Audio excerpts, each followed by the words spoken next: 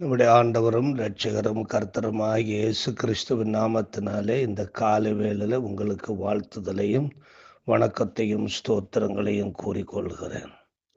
அன்றாடம் தேவனை ஏறெடுத்து பார்த்து செபித்து வாழ்கிற மனிதனில் உண்டாகும் தேவ மகத்துவம் குறித்து இந்த நாளிலே நாம் தியானிக்கின்றோம். சங்கீதம் 17 இந்த வாக்கியம் காணப்படுகிறது.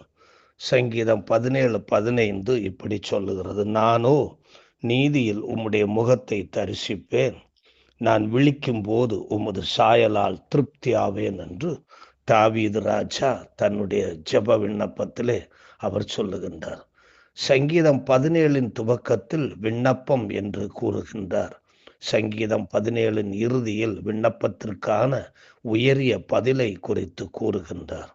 தாவீது ராஜா சங்கீதம் 17:1 கூறுவதாவது: கர்த்தாவே, நியாயத்தை கேட்டருளும், என் கூப்பிடுதலை கவனியும், கபடமில்லாத உதடுகளினின்று பிறக்கும் என் விண்ணப்பத்திற்கு செவிகொடும் என்று சொல்லுகிறார். நம்முடைய ஜெபம் எவ்வளவு உத்தமமாய் இருக்க வேண்டும், எவ்வளவு தேவனுடைய தன்மைகள் உடையதாய் இருக்க வேண்டும் என்பதை இவைகளிலிருந்து நாம் அறிகிறோம். கபடமில்லாத இருதயத்தோடு, சுத்த இருதயத்தோடு தேவனிடத்தில் ஜெபிப்பது மிகவும் அவசியமாய் இருக்கிறது. இதற்கு காரணம் என்ன? துன்மார்க்கனின் எழுச்சியை குறித்து 10ஆம் வசனத்திலிருந்து 14ஆம் வசனம் வரையிலும் இவர் இங்கே விளக்கம் பண்ணுகின்றார். ஆகையினால்தான் அவர் அப்படி ஜெபிக்கிறார். 10ஆம் வசனத்திலிருந்து 14ஆம் வசனம் வரை நாம் வாசிக்கும் பொழுது துன்மார்க்கனுடைய வளர்ச்சி, அவனுடைய எழுச்சி, அவனுடைய செயல்பாடுகளை பார்த்து மிரண்டு போன ஒரு நிலைமையில இந்த தாவீது ராஜா இருக்கிறார். அவர்கள் நினம் துண்ணி இருக்கிறார்கள், தங்கள் வாயினால் வீம்பு பேசுகிறார்கள், நாங்கள் செல்லும் பாதைகளில் இப்பொழுது எங்களை வளைந்து கொண்டார்கள், எங்களை தரையிலே தள்ளும்படி அவர்கள் கண்கள் எங்களை நோக்கி கொண்டிருக்கிறது, பீறுகிறதற்கு ஆவல் உள்ள சிங்கத்துக்கும் மறைவிடங்களில் பதிவிருக்கிற பால சிங்கத்துக்கும் ஒப்பாயிருக்கிறார்கள். கர்த்தாவே, நீர் எழுந்திருந்து அவனுக்கு எதிரிட்டு அவனை மடங்கடியும். கர்த்தாவே, என் ஆத்துமாவை துன்மார்க்கனுடைய கைக்கு உம்முடைய பட்டயத்தினால் தப்புவியும். மனுஷருடைய கைக்கும் இம்மையில் தங்கள் பங்கை பெற்றிருக்கிற உலக மக்களின் கைக்கும் உம்முடைய கரத்தினால் என்னை தப்புவியும். அவர்கள் வயிற்றை உமது திரவியத்தினால் நிரப்புகிறீர், அவர்கள் புத்திர பாக்கியத்தினால் திருப்தி அடைந்து தங்களுக்கு மீதியான பொருளை தங்கள் குழந்தைகளுக்கு வைக்கிறார்கள் என்று தாவீது இப்படி சொல்லுகிறார். எளியவர்களை வேட்டையாடும் வேட்டை நாய்களாக இருக்கிறார்கள், நம்புகிறவர்களை துரோகத்தில் விழச் செய்யும் துரோகிகளாய் இருக்கிறார்கள். இப்படிப்பட்டவர்கள் நிமித்தமாய் தாவீது ஒரு சிறந்த ஜெபத்தை செய்கிறார். 5ஆம் வசனத்திலிருந்து 9ஆம் வசனம் வரை நாம் வாசிக்கும் பொழுது அங்கே நமக்கு பார்க்கின்றோம்: என் காலடிகள் வலுவாதபடிக்கு என் நடைகளை உமது வழிகளில் ஸ்திரப்படுத்தும். தேவனே, நான் உம்மை நோக்கி கெஞ்சுகிறேன், எனக்கு செவி கொடுக்கிறீர். என்னிடத்தில் உம்முடைய செவியை சாய்த்து என் வார்த்தையை கேட்டருளும். உம்மை நம்புகிறவர்களை அவர்களுக்கு விரோதமாய் எழும்புகிறவர்களினின்று உமது வலது கரத்தினால் தப்புவித்து ரட்சிக்கிறவரே, உம்முடைய அதிசயமான கிருபையை விளங்க பண்ணும். கண்மணியைப் போல என்னை காத்தருளும். என்னை ஒடுக்குகிற துன்மார்க்கருக்கும் என்னை சூழ்ந்து கொள்ளுகிற என் பிராண பகைஞருக்கும் மறைவாக உம்முடைய செட்டைகளின் நிழலிலே என்னை காப்பாற்றும் என்று சொல்லுகிறார்.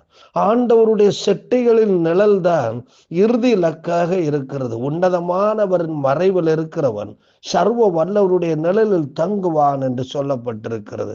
ஆண்டவருடைய மறைவிடம் மனிதனுக்கு எவ்வளவு பெரிய மகத்துவமான ஒன்றை அது கொடுக்கிறது தெரியுமா? இவ்விதமான ஜெபத்தின் நிமித்தம் தாவீதுக்கு கிடைத்த பெரும் தயவு என்ன தெரியுமா? 15ஆம் வசனம்: நானோ இப்படிப்பட்ட பல பிரச்சனைகள் மத்தியிலே நானோ நீதியில் உம்முடைய முகத்தை தரிசிப்பேன், நான் விழிக்கும் போது உமது சாயலால் திருப்தியாவேன் என்று அவர் சொல்லுகிறார். இதன் பொருளை நாம் ஆராயும் பொழுது தாவீது சொல்லுகிறார், நான் நீதியில் உம்முடைய முகத்தை தரிசிப்பேன்.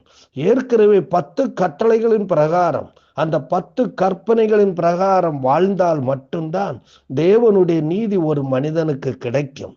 அப்படிப்பட்ட அந்த 10 கற்பனைகளை பின்பற்றி அதன் மூலம் உண்டாகிற நீதிக்குரிய வாழ்க்கையிலே நான் வாழ வேண்டும் என்று அவர் சொல்லுகிறார். நான் நீதிகரிக்கப்பட்டால்தான் உம்முடைய முகத்தை நான் தரிசிக்க முடியும். தேவ நீதியும் என்னுடைய நீதியும் இணைந்து நான் நன்றாடம் தேவனை தரிசிக்கிறவனாய் இருப்பேன் என்று சொல்லுகிறார். இப்படி நான் நீதிக்குரிய வாழ்க்கையிலே நான் வாழ்ந்து மரிக்கும் போது தேவனால் மறுபடியும் நான் உயிர்ப்பிக்கப்பட்டு எப்பொழுதும் தேவனிடத்தில் இருந்து தேவ சாயலை நான் பெற்று தேவ சாயலால் திருப்தி அடைந்து வாழ்வேன். அன்று தரிசித்தேன், இனி நான் தரிசிக்கிறதல்ல, தேவ சாயலால் வாழ்வேன் என்று சொல்லுகிறார். இந்த வாக்கியத்தை நம்முடைய வாழ்க்கையில நாம் பெற்றுக்கொள்ளும் பொழுது இந்த வாக்கியத்தை நாம் இவ்வாறு தியானிக்கின்றோம். நாம் 10 கற்பனைகளின் பிரகாரம் வாழ முடியாது. இயேசு கிறிஸ்துவனுடைய ஜீவன் நமக்குள்ளே இல்லாமல் வேறு தெய்வங்களை நாம் வழிபடாமலும் ஓய்வு நாளை ஆசரிக்காமலும் நாம் இருக்க முடியாது. அவைகளை ஒன்று நாம் ஆசரிக்க முடியாது. ஆண்டவருடைய ஜீவன் நமக்குள்ளே இருந்ததுனாலே, தேவன் கிருபையினாலே இயேசு கிறிஸ்துவின் இரத்தத்தை கொண்டு நம்மை மீட்டு ரட்சித்து விசுவாசத்தின் ஆவியை நமக்குள்ளே தந்ததினாலே, கர்த்தராகிய இயேசு கிறிஸ்துவை விசுவாசித்து ஏற்றுக்கொண்டதினாலே இப்பொழுது நாம் அந்த 10 கற்பனைகளால் உண்டாகிற நீதியை உடையவர்களாகிறோம். எப்படி என்றால், இயேசு கிறிஸ்து அந்த கற்பனைகள் எல்லாவற்றையும் அப்படியே கீழ்ப்படிந்து தேவ நீதியை நிறைவேற்றி இருக்கிறார். தேவ நீதி உடையவராய் இருந்தார். அவர் தேவ நீதி உடையவராய் இருந்து தேவனுடைய முகத்தை தரிசிக்கிறவராக இருந்து மரித்து உயிர்த்து அவர் தேவ சாயலால் திருப்தி ஆகிறவராய் இருந்தார். அந்த இயேசு கிறிஸ்துவை நான் விசுவாசித்து ஏற்றுக்கொண்டதினாலே அந்த விசுவாசத்து நிமித்தமாய் தேவ நீதி எனக்கு உண்டானது. அந்த தேவ நீதி நிமித்தமாய் நான் அன்றாடம் தேவனை தரிசிக்கிறேன். அந்த இயேசு கிறிஸ்துவின் ஜீவன் எனக்குள்ளே இருப்பதனாலே இப்போ 10 கற்பனைகள் எல்லாம் ரொம்ப எளிதாக இருக்கிறது.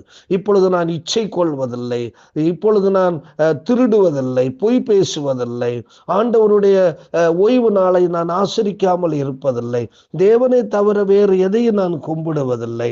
இப்படி ஆண்டவருடைய கட்டளைகளை கை கொள்வது எளிதாயிருக்கிறது. இப்படியே நான் கிறிஸ்துவுக்குள் வாழ்ந்து நான் மரிக்கும் பொழுது ஆண்டவரால் மறுபடியும் நான் உயிர்ப்பிக்கப்பட்டு எப்பொழுதும் தேவனோடு இருக்கும்படியான தேவ சாயலால் போர்த்தப்பட்டு எப்பொழுதும் திருப்தியுள்ள ஒரு சந்தோஷமான வாழ்க்கை வாழ்வேன். இங்கே கிறிஸ்துவுக்குள்ளே நான் தேவ முகத்தை தரிசித்தேன். இப்பொழுதோ கிறிஸ்துவுக்குள்ளே நான் அவருடைய ராஜ்யத்தில் பிரவேசித்து தேவ சாயலை பெற்று எப்பொழுதும் தேவனோடு நான் வாழ்வேன். அன்று ஏதேனில் இருந்த அதே மகத்துவம் இப்போ பரலோகத்திலே தேவனோடு கூட வாழுகிற வாழ்க்கையிலே உண்டாகிறது என்று சொல்லுகிறார். இங்கே எல்லாரும் என்னை பகைத்தாலும் வெறுத்தாலும் ஒதுக்கினாலும் நான் விசுவாசத்தை விட்டுவிடாதபடிக்கு விசுவாசத்திலே நான் உறுதியாய் நின்று தேவனோடு நல்வுறவை பேணி தேவ நீதி என்னிலே வெளிப்படும்படியாய் செய்து அன்றாடம் தேவனுடைய முகத்தை நான் தரிசித்து ஆண்டவருக்குள்ளே நான் மரிப்பேன் என்றால் நிச்சயம் நாம் கிறிஸ்துவினாலே உயிர்ப்பிக்கப்பட்டு அவருடைய ராஜ்யத்தில் பிரவேசித்து எப்பொழுதும் தேவ சாயலால் திருப்தி உள்ள வாழ்க்கை வாழும்படியான பாக்கியம் உண்டாகும். அன்பு நிறைந்த ஆண்டவரே, இந்த கால வேளையில் உம்மை நன்றியோடு நாங்கள் உம்மை ஸ்தோத்திரிக்கிறோம். உம்மை ஏறெடுத்து பார்த்து அன்றாடம் செபிப்பதனாலே எங்களுக்கு கிடைக்கிற மிகப்பெரிய மகத்துவம் உம்முடைய ராஜ்யத்தில் ஆண்டவரே, இந்த பூமியிலே நாங்கள் உம்முடைய முகத்தை தரிசிக்கின்ற அந்த தரிசனமும் ஆண்டவரே, நாங்கள் மரித்த பிற்பாடு உம்முடைய ராஜ்யத்தில் வந்து எங்களுக்கு கிடைக்கின்ற தேவ சாயலான வாழ்க்கையும் எவ்வளவு மேன்மையான ஒன்று.